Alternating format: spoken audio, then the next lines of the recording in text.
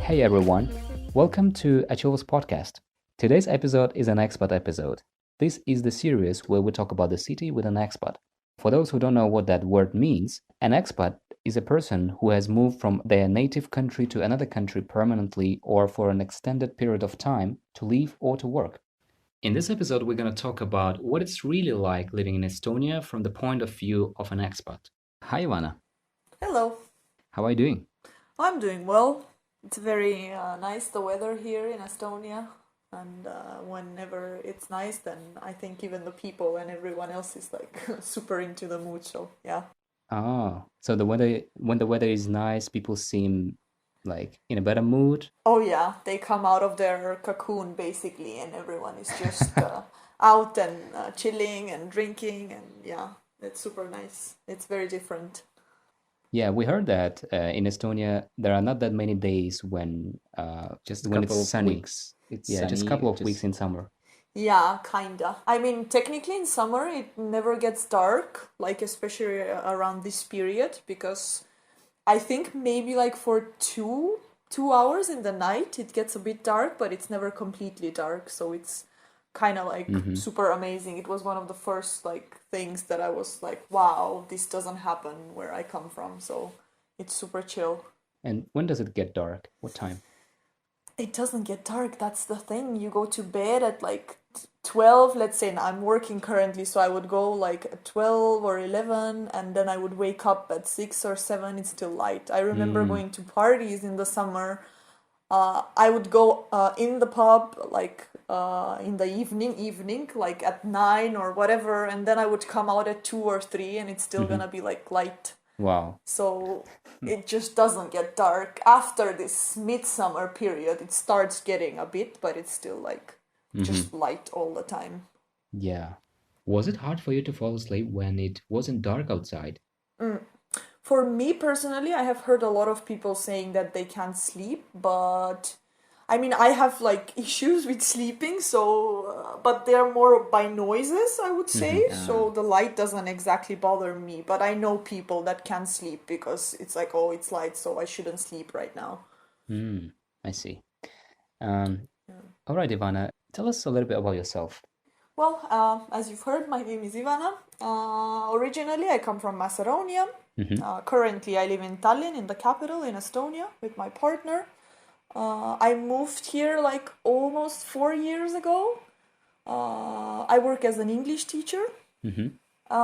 When I moved here, I came through like the Erasmus program, like European Voluntary Service, Hmm. and I kind of like randomly ended up here. And then after my service, I decided to stay, and I have been here ever since. I don't know, in my free time, I just like meeting a lot of people and doing like things like these from different cultures and stuff like that, and Hmm. very social. And at home, I like just watching a lot of shows and TVs. I roller skate, and yeah, I guess that's it. Hmm. Nothing much to it. Yeah. And what did you have to give up by moving to Estonia? Me personally, I don't feel like I gave up anything. I really didn't like living in Macedonia, so I was like just aching to go somewhere else. I needed like a change of scenery. So Hmm. I wouldn't say technically I did quit my job, but I didn't feel like, oh my god, wow, I'm quitting my job. It's so bad or anything like it. Yeah. So I didn't feel like I quit anything, to be honest, or Mm, gave up I see. anything. And the follow-up question, and what did you gain in Estonia? Oof, I gained a lot of things. First of all, I would say I gained independence, Mm-hmm. because in Macedonia it's very hard, like to live by yourself and to take care of yourself just alone with the paycheck that you get there. Mm-hmm. So I think that was the main thing that I gained. Then it was security, freedom, and I guess like a lot of open mindedness, I would say, and meeting just so many people and just becoming more culturally and environmentally aware of everything around me. Yeah. Mm-hmm. What was the most surprising thing for you when you had moved to Estonia? I think this is like a something that everyone would tell you when you ask them, especially if they're a person that is coming from a warmer country. I think the biggest culture shock for me was the people. They're like not as warm, like from the first impressions and stuff like that. Like they're very reserved. I was used to, like, if I go to work somewhere, I was very used to feedback without asking for feedback. And here it was kind of like you were thrown in the water, and they want you to teach yourself to swim. So when I was at work, no one was telling me what I was doing right, what I was doing wrong. They avoid conflict and things like these. So for me, as like a hot-blooded, impulsive Macedonian person, it was very, very like weird and difficult. And at the beginning, they seemed super cold. But I think if you are here to stay and you really want to get to know Estonians, because in the first year I wasn't planning on staying, so I didn't make an effort. But after that, like they completely when they come out of their shell, I think they're super like warm and emotional people. Sometimes that they have just trouble like showing that, and I think that you have to like be super persistent in it. So I think that was like a bit of like, oh, okay, people in Macedonia are not like this. Like when we communicate, we use our body language, like we even touch each other and stuff like that. And here in Estonia, it's not very common at all. So that was, I think, the biggest like wow for me. So you have to be patient and persistent, and also earn their trust first, right? Yes, and I think you really have to be like a person that doesn't have a big ego, or is not like, oh my god, like why should I make the first move? Why don't they make the first move? I think you have to let like all of those things behind and just be like completely chill and realize like, okay, I'm the foreigner here. I realize that they're not like this, so I will make an effort. If you do, like whoever it is, I promise you that like you will find some really, really nice like people here, and it will be worth it, in my opinion. And did it affect you somehow? I mean, maybe your friends or family from Macedonia, did they tell you like you became colder somehow? I think if you ask them now, they might say it. Because I think it would sound very like weird to say, but I became more selfish here. But selfish in a good way, for me at least. I was always putting other people first in my life. Yeah. So when I arrived here, I kind of learned through them, because even here, like with their families and everything, they're taught like to take care of themselves. So I started taking care of myself more, and I think probably some people from Macedonia found it a bit like weird, or she's like colder or like selfish, even though no one ever said it to me in a sense. But I think they did feel it for sure. What do you wish you knew earlier that would make your life easier? I actually am not sure. Maybe this thing, like someone to tell me. No, I wish I knew earlier that I had to try from the get-go, from arriving here, to study the language. I think because the first year I didn't even try when I was here, and I didn't know that I would stay, because it's an extremely difficult language. So I wish I tried harder from the beginning to be more into it. And now, do you speak Estonian? I dabble, like I have B1 in Estonian. I understand quite a lot, like even so that I'm able to attend meetings at work and to understand everything. I can speak if I'm forced to speak, in a sense, like if the other person doesn't speak English, I can speak in Estonian with them. But if the other person speaks English, I like pick that option of me speaking English as well. But yeah, I can, like, I can do conversational level in Estonian. I think they're really happy when they hear a foreigner trying to speak in Estonia, like in Estonian, most of them. Like they're like, oh my god, you're learning our language. But there are some people that are like, I think when you enter a store or something like that, and if they see you like try so hard, then they reply to you in English, and they're like, just like, come on, I have work to do. Let's do this in English. But yeah, they're really happy when someone tries to learn their language. As for the level of English, it's amazing here. Like even the kids that I teach, Mm-hmm. from fifth grade, I had the first time I arrived, I had fifth grade. Some of them were already fluent, Mm-hmm. which when I compare it to Macedonia is not like that as good as it is here. So practically almost everyone speaks English. Let's talk about the cost of living. Is it the expensive country? I think some would say like yes, some would say like it's okay. I think you have to look at it from a different perspective. Like if I look at it from Macedonians' perspective, like yeah, it would be expensive. Like the for example, vegetables and fruits are super expensive here because they don't grow them. So that is the one thing that you will spend a lot of money on, like if you want to buy them. Mm-hmm.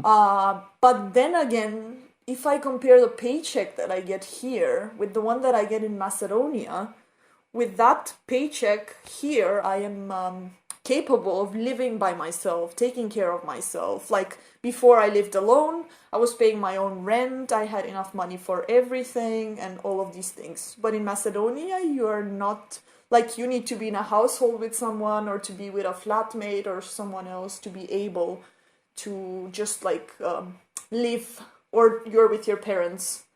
Mm-hmm. So here it's kind of easier with the paycheck that they get. And I think also the rent is quite okay. Like I Mm-hmm. wouldn't say that it's expensive because I remember like the apartments that I've had, they were all like studio apartments and I rented them for between like 300 and 385 euros, Mm-hmm. which is quite okay because in the capital of Macedonia you would get it also for around that money, like 300, 400. Mm-hmm. But the difference between the paychecks is enormous. So Mm. for me, I think it's quite okay with the money that you get here to live like a normal, comfortable life. I mean, you can get like apartments, you can get a room like in the dorms. I know that they're super cheap and they actually have quite Mm-hmm. nice rooms. Like they can be to like 200, something like 190. Then you can get a studio apartment like ranging from 300 to 400. And of course, like if you want more rooms, I have friends that are a couple, for example, that are renting and they're paying around four. Okay, I don't want to be wrong, but maybe around 4 or 500 like for two people, which if you Mm-hmm. split it with bills and everything it would be like 250 or something per person, so it's quite manageable, I would say. Mm. How much would an expat spend, let's say, for food? How much do you think is enough? I think I'm like the wrong person to ask for, like to ask Okay. because first of all I eat out a lot, which is one Mm-hmm. bad habit that I have. Second of all, because Lise works in a restaurant, she brings a lot of food at home and like she cooks Mm-hmm. a lot at home, so I kinda think I spend a lot also on food and stuff.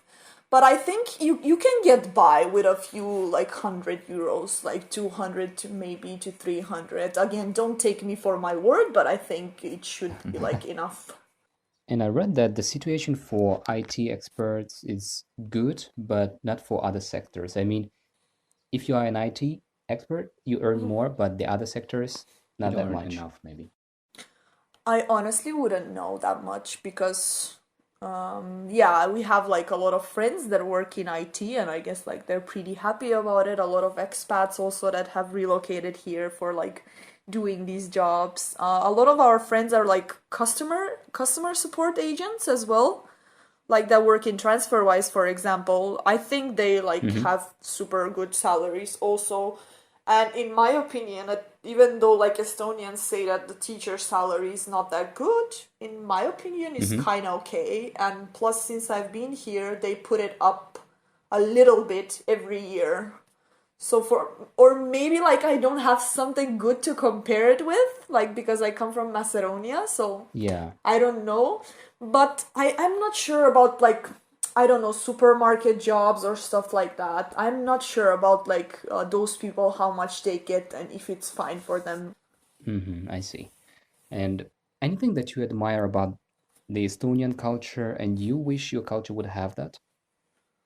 I think I really admire how like hardworking Estonians are and Mm-hmm. how they always stick to their word. It's one of my favorite things because I'm not used to it.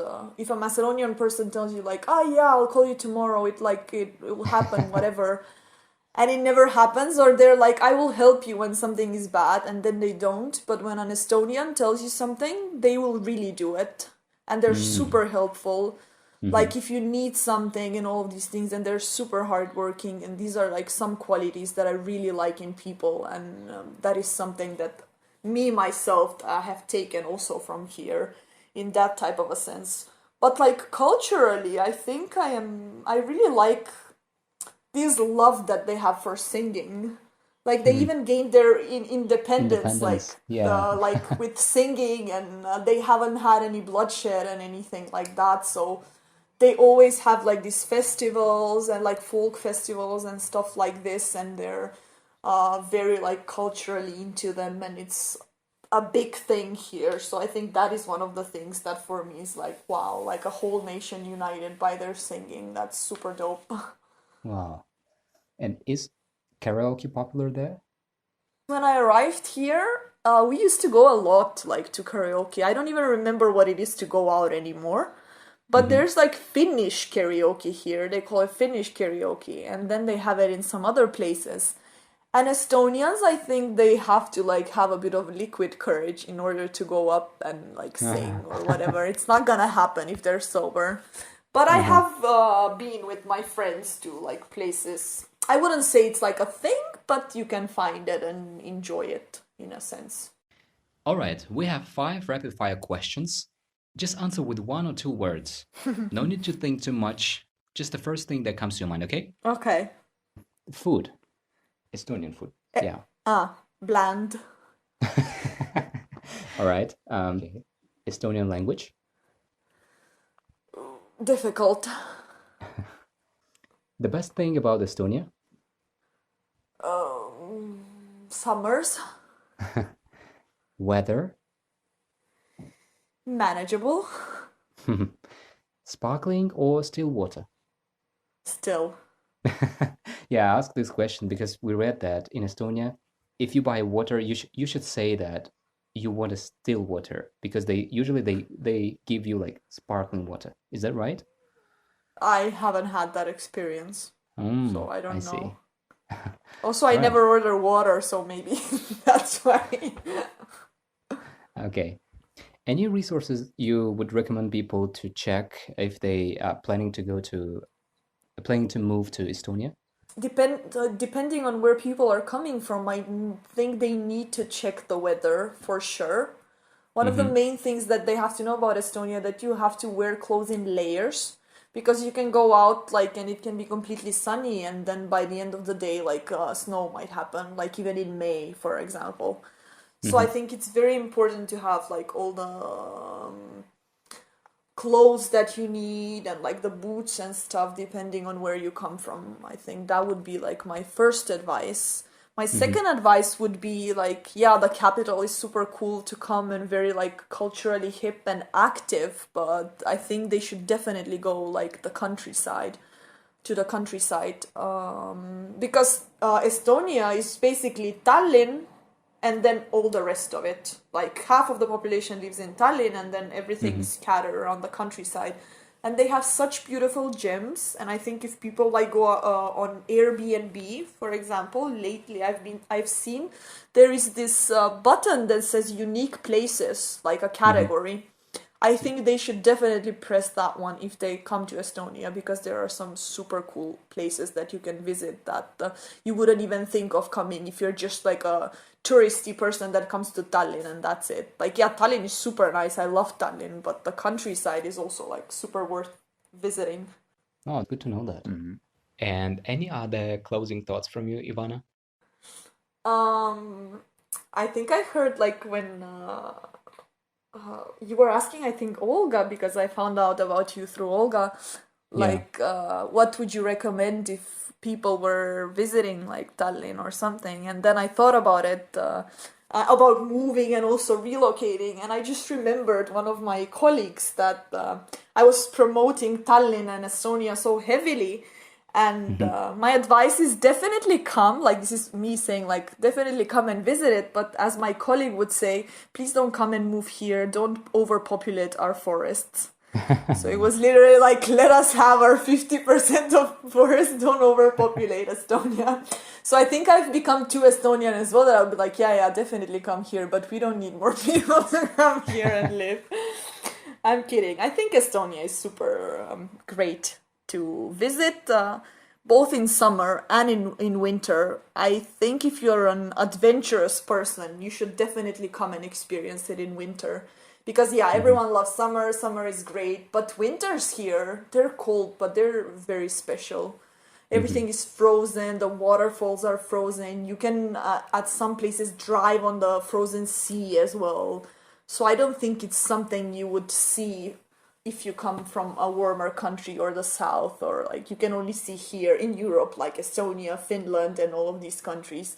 So I think if you want to experience something different, my advice would be to come in winter. Wow. Awesome. Thank you so much. We learned a lot of things. Yeah, more I new things. yeah, I hope people who are planning to move there, they will learn something new as well, and they would appreciate your advice. I hope so as well. All right. Thank you so much. Thank you as well. Take care. Bye. Bye, Ivana.